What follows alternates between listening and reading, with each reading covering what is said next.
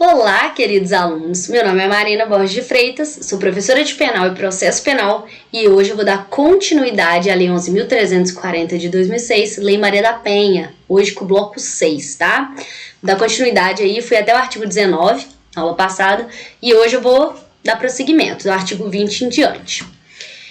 Vamos lá, em qualquer fase do inquérito policial ou da instrução criminal, ou seja, em qualquer fase, né, do procedimento penal como um todo, caberá a prisão preventiva do agressor, decretado pelo juiz de ofício, a requerimento do MP ou mediante representação da autoridade policial.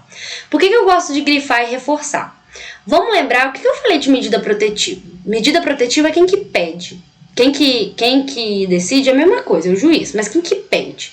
O MP, enquanto representante, né, enquanto órgão de acusação, ou a vítima. Porque a medida protetiva, se ajudar como um acerte e também como compreensão do Instituto, ele visa proteger a vítima. Então, por isso essa iniciativa da vítima de poder pedir, é ela que vai saber os riscos que ela está correndo, por isso que ela pede e submete, claro, a análise do juiz. Lembrando daquelas situações excepcionais, nos quais pode o delegado ou o policial decidir, mas são situações excepcionais, tá? Decretar de forma emergencial, que também vai submeter ao crivo do juiz nas 24 horas, enfim. Mas ali, quem que cabe a iniciativa de pedir, em regra, o juiz decidir? MP ou a vítima. Porque é um instituto que visa proteger a vítima. Então, nada mais comum, nada mais proporcional que quem tem autonomia para pedir seja a vítima, que está sofrendo a violação dos seus direitos, a violência, ou o Ministério Público, que é o órgão de acusação. Aqui a gente está falando de prisão preventiva. A regra da prisão preventiva, que é a regra excepcional, que a gente prende um inocente ainda, porque a gente está no transcurso penal, não é a vítima que tem essa autonomia. Não é eu, enquanto vítima, eu quero pedir a prisão do meu agressor. Não é isso. Eu vou pedir as medidas protetivas. A decisão e até mesmo o pedido sobre prisão é uma coisa processual. É uma coisa daquelas autoridades ali, tanto policial quanto a autoridade do Ministério Público. Então, assim, a prova vai confundir vocês. Vai falar que cabe pedido da vítima ou do Ministério Público da prisão preventiva. E não é. Isso é medida protetiva. A prisão preventiva, quem pede é o MP ou a autoridade policial, tá? E aí quem vai decidir, quem vai decretar, quem decreta a prisão preventiva é o juiz, quem tem essa competência, é o magistrado. E ele decretou, ele pode revogar também a prisão preventiva se no curso do processo ele verificar a falta de motivo para que subsista, bem como de novo decretar se sobrevierem razões para que justifiquem. É um processo. A prisão preventiva ela não é a regra, né? A regra é a prisão depois que a pessoa é condenada. Mas o juiz vai manejando esse instituto de acordo com a necessidade. Então ele decreta se necessário, ele revoga ou ele volta a decretar. É um instrumento processual aí. Tá? Artigo 21. A ofendida deverá ser notificada dos atos processuais relativos ao agressor, especialmente os pertinentes ao ingresso e à saída da prisão, sem prejuízo da intimação do advogado constituído ou do defensor público.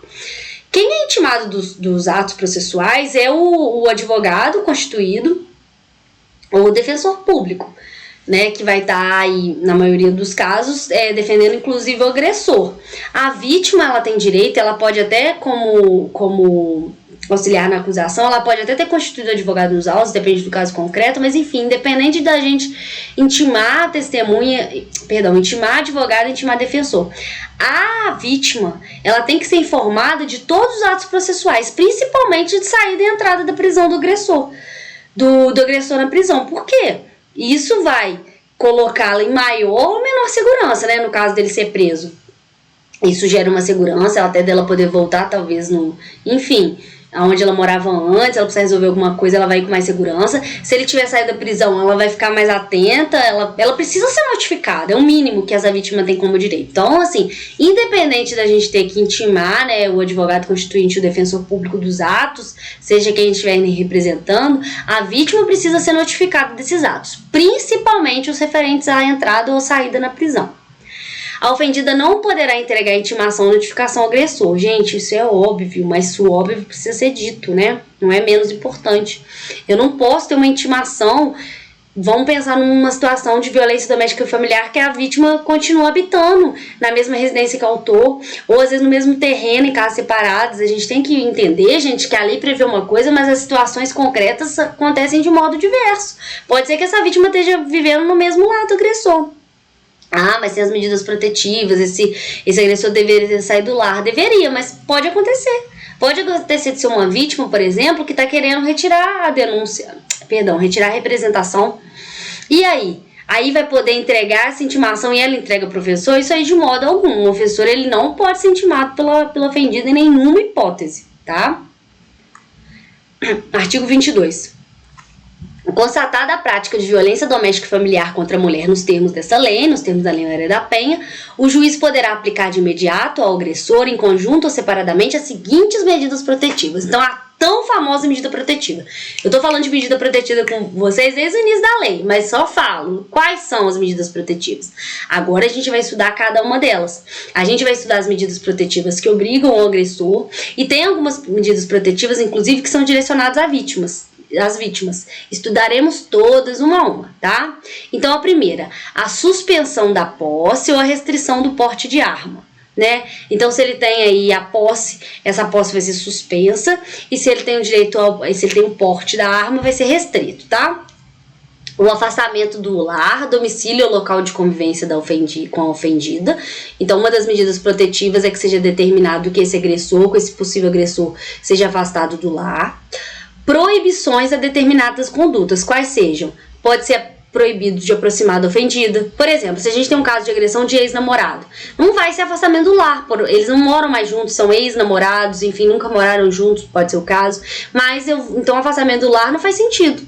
Ele nem está no mesmo lar, mas pode ser necessário pedir e o juiz decretar a aproximação do ofendido. Então, ele não pode se aproximar da ofendida, nem dos familiares, nem das testemunhas, né, fixando um limite. Então, por exemplo, pode ter um limite. E esse limite varia muito do caso a caso. Se a gente está falando de agressor e vítima que moram em cidades diferentes, esse perímetro pode ser muito grande. Mas se eles moram na mesma cidade, trabalham ali, você também não vai determinar como uma medida preventiva, como a medida protetiva nesse início, que ele afaste e isso impeça ele de trabalhar, por exemplo. Não é o caso. Então, esse perímetro, esse limite vai ser fixado de acordo com um caso concreto. Você também pode proibir o contato com a ofendida, inclusive por redes sociais. Esse contato com a ofendida pode abarcar isso, familiares e testemunhas. Frequentar determinados lugares. Então, ele está proibido, por exemplo, de frequentar os locais que a vítima frequenta. Enfim, sempre pensando em preservar a integridade psicológica da ofendida, tá? Física e psicológica da ofendida. Ainda, eu posso restringir ou suspender as visitas aos dependentes menores.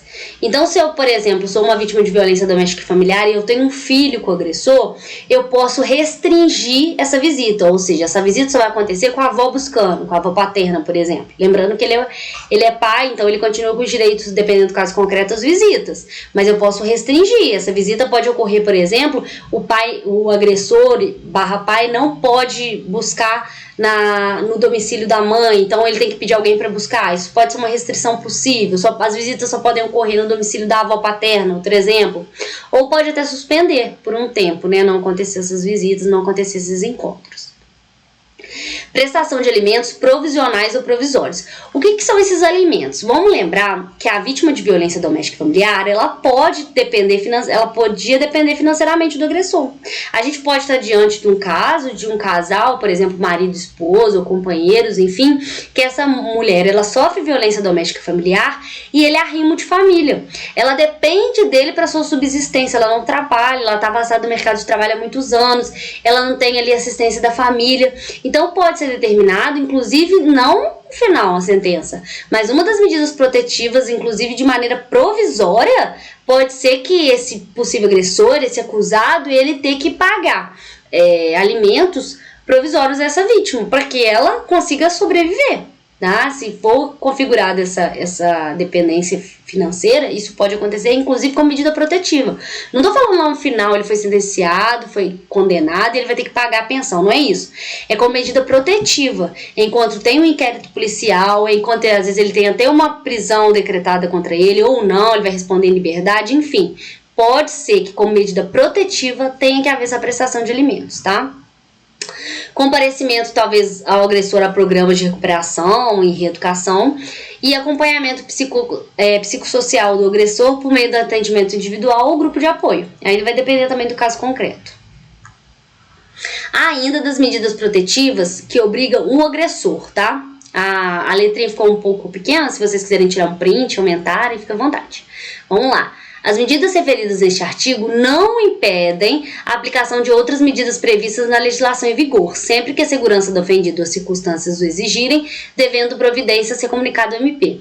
Gente, a Lei Maria da Penha veio para ampliar a proteção da mulher. A Lei Maria da Penha veio para suprir uma lacuna, mulher sofrendo violência doméstica e familiar, mulher morrendo, mulher sofrendo agressões diariamente. Então, nunca que a Lei Maria da Penha vai restringir essa proteção, ela só vem para ampliar. Então, se tem outras legislações que prevêem outras proteções, outros instrumentos, eles são aplicados de forma conjunta, isso aí sem problema nenhum, tá? Parágrafo 2º. Na hipótese da aplicação do inciso 1, encontrando-se o agressor nas condições mencionadas no caput, inciso do artigo 6º da Lei 10.826, de 22 de dezembro de 2003, ou seja, a gente está falando de porte de arma, o juiz comunicará ao respectivo órgão, corporação ou instituição das medidas protetivas de urgência concedidas e determinará a restrição do porte de arma, ficando o superior imediato do agressor responsável pelo cumprimento da determinação judicial, sob pena de incorrer nos crimes de prevaricação e desobediência. É muita informação, mas é bem tranquilo, tá? Medida protetiva. Uma das medidas protetivas é restringir e suspender posse e porte de arma. Mais especificamente o porte de arma. O policial é um caso, por exemplo, de um policial ou de um outro profissional que trabalha com a arma. É medida protetiva, ele não foi condenado ainda, tá? Ele está sendo investigado, começou o inquérito policial, a mulher levou o conhecimento das autoridades policiais, mas ele está sendo investigado. Ele é policial, por exemplo, ele é guarda municipal, enfim, qualquer profissão que trabalhe com o uso de arma. Como que eu faço? Eu vou simplesmente prejudicar o trabalho dele? Não, eu restringo o porte. O que eu faço? Eu comunico a autoridade superior dele, o superior dele que vai ficar responsável pelo recolhimento dessa arma depois do fim do expediente, o superior vai ficar responsável por fazer uma maior vigilância, ver se por exemplo, ele no horário do trabalho dele ele está, enfim, fugir na rota, às vezes para perseguir essa mulher ou não. Então, assim, essa vigilância, esse controle fica sobre responsabilidade do seu superior hierárquico. Parágrafo 3º. Para garantir a efetividade das medidas protetivas de urgência, pode o juiz requisitar a qualquer momento auxílio da força policial, né? Então, se o agressor, o possível agressor, não estiver cumprindo com as medidas protetivas e não der conta de cumprir, de poder fazer esse cumprimento coercitivo, ele pode, né, requisitar força policial para dar esse apoio. E por último, aplica as hipóteses previstas nesse artigo, tudo que a gente falou até aqui nesse artigo, o disposto é que ele fala nos parágrafos 5º e 6º do artigo 461 do Código de Processo Civil. Mas esse era o Código de Processo Civil antigo, tá? Então ele remetia às hipóteses do Código de Processo Civil. As hipóteses que ele remetia do Código de Processo Civil, elas existem no novo Código, só que em outros artigos. Aí eu transcrevi aqui qual que é a correspondência ao CPC vigente. Continua o mesmo regramento, né? Não teve alteração, mas agora vai fazer referência a outros artigos, que é o 536, parágrafo 1º, e o 537, parágrafo 1º, inciso 1. Vamos ler. Que quer dizer o seguinte, que o juiz vai poder determinar, entre outras medidas, a imposição de multa, busca e apreensão, remoção de pessoas e coisas, o desfazimento de obras e o impedimento de atividade nociva, podendo, caso necessário, requisitar o auxílio de força policial. Ou seja, são medidas que o juiz pode colocar aí no transcurso do processo, depois da sentença, para poder que seja aplicado, que a medida protetiva ela seja colocada em vigor, que não haja o descumprimento. Para ajudar esse cumprimento, o juiz tem tem acesso, né, pode colocar em prática tudo isso. E ele pode ainda de ofício ou a requerimento modificar, por exemplo, o valor ou periodicidade da multa. Ou seja, ele tem instrumentos ali que se mostram eficientes para que a gente consiga que essa medida protetiva seja de fato aplicada, seja de fato cumprida pelo agressor. E a gente fala em medida protetiva, a gente lembra logo de medidas protetivas que obrigam o ofensor. Mas a Lei Maria da Penha, ela também traz algumas medidas protetivas que vão ser direcionadas à ofendida, para a sua proteção, sim, mas são direcionadas à ofendida e não obrigando o agressor. Eu vou encerrar a aula aqui, porque ela ficou um pouquinho longa. Peço atenção, a atenção de vocês, que se vocês gostaram, vocês curtem, vocês indiquem para um colega, vocês me ajudam muito com isso. E eu também, firmo meu compromisso aqui de continuar firme e forte com vocês. Na próxima aula eu vou continuar o artigo 23, mais especificamente das medidas protetivas que vão ser direcionadas à ofendida, tá bom? Então, gente, é isso. Um forte abraço e até a próxima aula, até o próximo bloco.